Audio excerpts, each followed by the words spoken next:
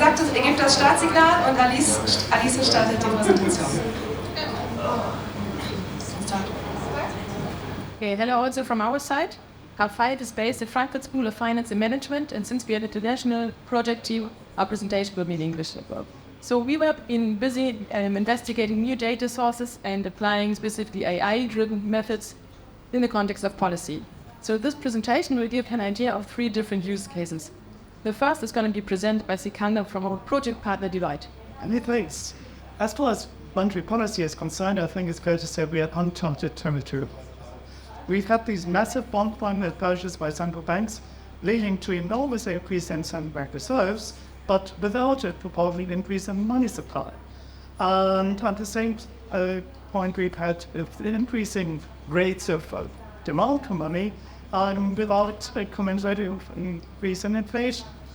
So what we did was to study the factors influencing the velocity of money, and we found the usual suspects. Financialization plays a role, interest rate play a role, but the whole thing is extremely unstable, which makes forecasting inflation an extremely difficult task, unless, of course, you're lucky enough to have such wonderful colleagues like Roland, who are going to explain the interfaces of this problem in greater detail.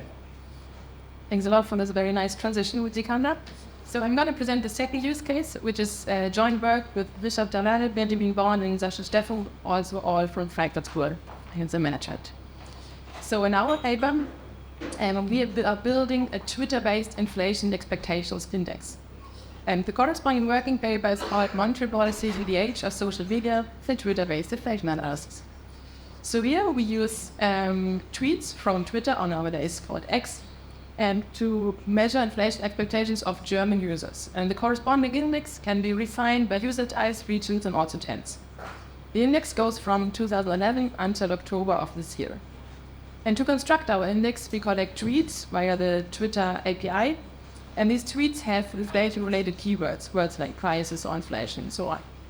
We clean these tweets from noise and then classify them as up, down, or neutral using state-of-the-art machine learning methods. And you can imagine this cleaning from noise is actually a very crucial step here. And to do that, we use a topic model called word topic to split our tweets into 150 different topics. And then we go through the most important words and select 19 topics, so roughly 12% of all the tweets we downloaded that are actually about inflation. And here you can see that people are in general concerned about inflation, but also then concerned about energy prices, inflation in the context of policy, but also housing. And having selected these tweets that are really dealing with inflations, we want to get in the direction. So we use, again, machine learning methods to classify our tweets into up, down, or neutral. And then we take the up and down tweets and construct the daily inflation expectations index. And here you see the monthly average of our index together with CPI of Germany, so consumer price inflation, which is the blue dotted line here, and inflation expectations of Bundesbank. And you can see that our index is very highly correlated with consumer price inflation, both during periods of high inflation, but also during periods of low inflation. But it's even highly correlated with inflation expectations. And this is actually pretty interesting news for policymakers, I would say, since monetary policy has become a great deal about steering expectations of market makers and market participants, but also households. So we were also wondering whether we can use our index to check whether users really react to monetary policy communication. And to do that, we regress our index on easing and tightening monetary policy surprises.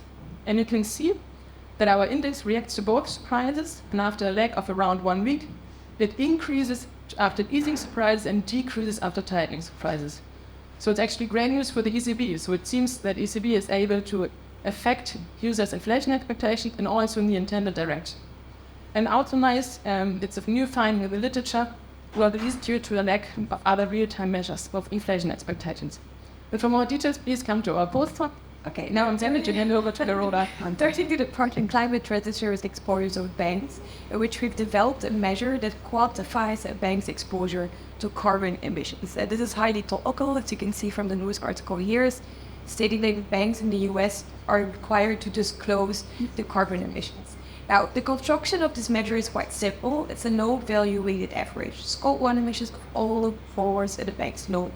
So the example, you have a brown company who is accounting for 50% of the loan book emits 10, and a green 50% that emits 0, so then the score of the bank is 5. And we applied this method to a sample of US banks. And here I'm showing you the risk exposure, so our measure over time for the 6 largest US lenders and all the lenders in our sample. And so what you can see is that the average exposure is declined over time, especially since the Paris Accord, and that, for instance, Citibank and Goldman Sachs are among the broadest lenders in the US.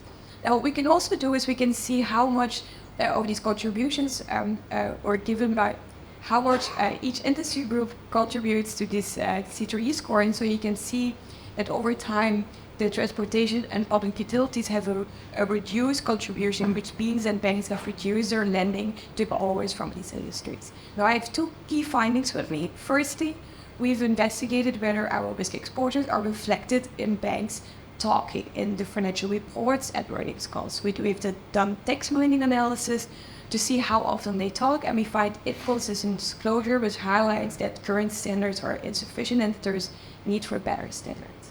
Next, we've also investigated whether the risk exposures are reflected in bank stock returns, and we find this to be the case in periods where transition risks are high. So to establish this, we find positive association between banks' risk exposures and their return sensitivities to a dirty stock index. So let me conclude by saying that in this project we've developed a potential promising tool that can be used by market participants to assess where exactly in the financial system carbon emissions are concentrated, and it's comparable across banks and over time. And so this was a very fast Pecha Kucha, but let me also invite you to come to our market stands later on for hopefully a fruitful Q&A. Thanks.